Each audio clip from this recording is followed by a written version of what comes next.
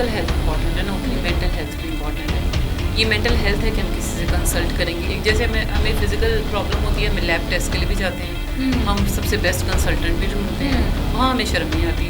लेकिन शर्म आती है जब हम कहते हैं नहीं अब दिमाग के डॉक्टर के पास जाना है. मतलब मेंटल हेल्थ भी उतनी इंपॉर्टेंट है, बल्कि फिजिकल हेल्थ से कई ज़्यादा इंपॉर्टेंट है. अस्सलाम वालेकुम नाज़रीन, 89 न्यूज़ के साथ मैं हूँ आपकी मेज़बान ज़ोहा बलोच. नाज़रीन, आजकल सुनने में और देखने में यही आ रहा है कि हर दूसरा बंदा डिप्रेशन, एंजाइटी का शिकार है. इसकी क्या वजह है, क्यों इस बीमारी का जो है लोग शिकार हो रहे हैं, इस पर हम बात करते हैं डॉक्टर आबना से. अस्सलाम वालेकुम डॉक्टर. जी वालेकुम सलाम. क्या हाल चाल आपके?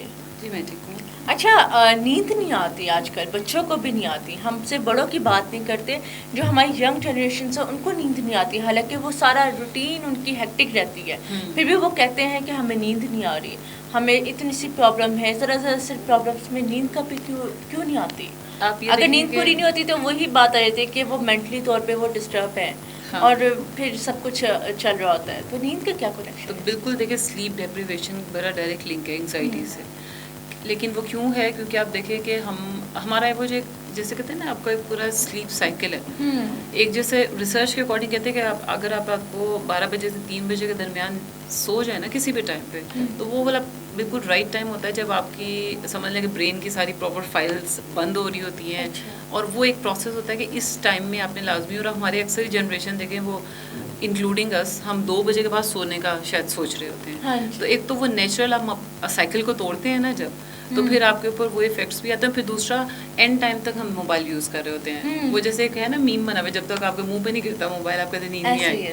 तो उससे क्या होता है कि जो मोबाइल की वो जो वेव्स हैं, जो उसकी रेज है, वो आपके ब्रेन को सिग्नल दे रही होती है कि अभी सुबह का टाइम. मतलब ये ब्रेन कैसे वर्क करता है ये समझने की ज़रूरत है कि आपको नींद आ क्यों नहीं रही होती. और इवन इसके ऊपर भी कंटेंट अवेलेबल है, अगर आप सोशल मीडिया पे देखें तो बीटा वेव्स कैसे आप क्या क्रिएट करेंगे. जैसे सूरह रहमान के बारे में भी कहा जाता है, आपको सिर्फ आप सब बंद करके सुन लेना. तो ये बेसिकली जो हमारी एक रूटीन है ना, कि हम सोने से पहले आप होना ये चाहिए ना कि मोबाइल को थोड़ा साइड पे करके आप कुछ देर के लिए लेटेंगे, आपको खुद ही नेचुरली एक्सेस है नींद. लेकिन हम एंड टाइम तक मोबाइल हमारी आंखों के सामने होता है.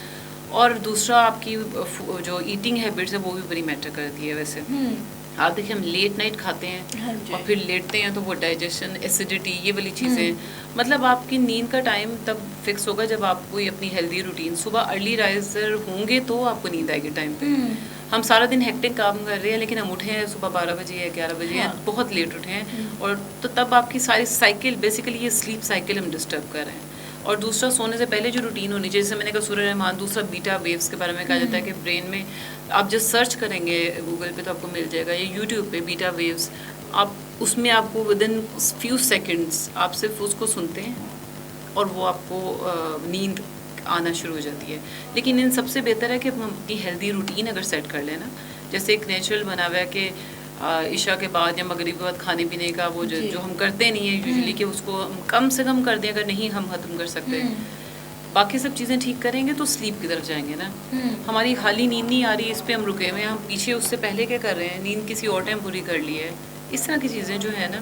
तो ये बेसिकली हमारा लाइफस्टाइल चेंज होगा तो नींद ऑटोमेटिकली रेगुलेट होती है. अच्छा डॉक्टर आमना, आजकल जो है लोग अगर नींद नहीं आ रही, या वो एंजाइटी में है, या बहुत ज़्यादा डिप्रेशन में है, तो नींद की मेडिसिन भी रिक्वायर्ड कर देते हैं उनको, और एज उनकी छोटी भी है तब भी वो नींद की टैबलेट्स ले रहे हैं आजकल. तो इसकी क्या वजह है? आप देखेंगे ना, एंजाइटी और ना ही नींद, ये मतलब टैबलेट्स पे, मेडिसिन पे आपको डायरेक्टली या विदाउट कंसल्टेशन तो जाना ही नहीं चाहिए. इवन एंजाइटी के भी लोग कहते हैं कि चाहो हम जाके ले लें.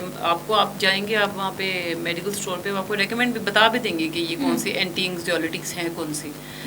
लेकिन वो आपको एक टेम्प्रेरी समझ लें, कुछ टाइम के लिए बेनिफिट तो देंगे, लेकिन उसके बाद जैसे ही आप उसको छुड़ाएंगे दोबारा आप उसी पे चले जाएंगे. इसलिए मैंने कहा लाइफ साइकिल को बेहतर करें. अदरवाइज आप बच्चों को, तो छोटे छोटे बच्चों को हम ड्रॉप्स देकर सुला रहे होते हैं आजकल, क्योंकि बच्चा सोने से पहले मोबाइल नहीं छोड़ता.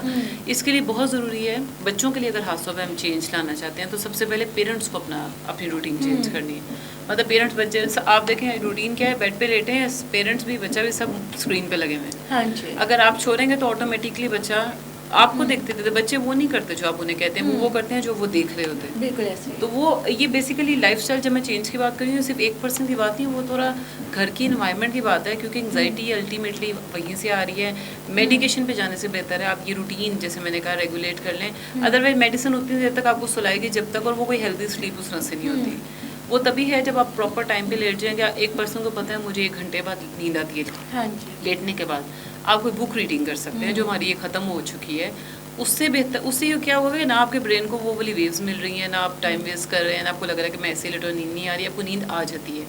تو میڈیسنس وغیرہ کے بجائے دوسرا ایکسرسائز, یوگا, یہ سب چیزیں کریں. آپ کو یہ سب چیزیں ہیلپ کرتی ہیں نیند کو بہتر کرنے میں. میڈیسنس اچھا آئیڈیا ہے ہی نہیں. صحیح. لیکن اکثر ہم ڈاکٹرس کے پاس جاتے ہیں, وہ سب سے پہلے یہی ریکمینڈ کرتے ہیں کہ آپ یہ ٹیبلیٹس دیں, اور اس ٹیبلیٹس کے بعد جو ان کے سائڈ افیکٹ آتے ہیں یا چھوڑتے ہیں, تو میں نے خود بھی دیکھا ہے اپنی لائف میں نا, تو عجیب سا ان کا بیہیویئر ہوتا ہے, جیسے وہ پہلے بیہیو کر رہے تھے اس سے زیادہ برا بیہیو کرتے ہیں, یا اس کا وہ ریئیکشن ہوتا ہے. کیا اس کو ہم کہتے ہیں نا وڈرال سمٹمس آتے ہیں. مطلب ایک چیز آپ لے رہے تھے تب تک ٹھیک تھا, جیسے ہی چھوڑا اس کے سمجھ لے کہ جیسے ہوتا ہے نہیں کہ کوئی کسی کو اگر اسموکنگ کی عادت ہے وہ چھڑوائیے تو پھر جو اس کا وڈرال سمٹم آتے ہیں. اس لیے میں نے کہا ایک ایسی چیز جو آپ کو پتا ہے کہ جیسے جب تک ہے تو آپ سو رہے ہیں, جیسے ہی چھوڑیں گے آپ کو اس کے سائڈ افیکٹ ہوں گے. چھوٹے چھوٹے بچوں میں سائڈ افیکٹ ہیں, مطلب وہ بچے. اور ویسے بائی دی وے ڈاکٹرز ہمیں ایون فیور کی دوائی بھی دیتے ہیں تو آپ دیکھیں کہ موسٹلی سو رہے ہوتے ہیں. ہاں بالکل ایسے ہی ہے, ہمیں لگتا ہے بہتر ہو رہے ہیں جبکہ ہم سو رہے ہوتے ہیں.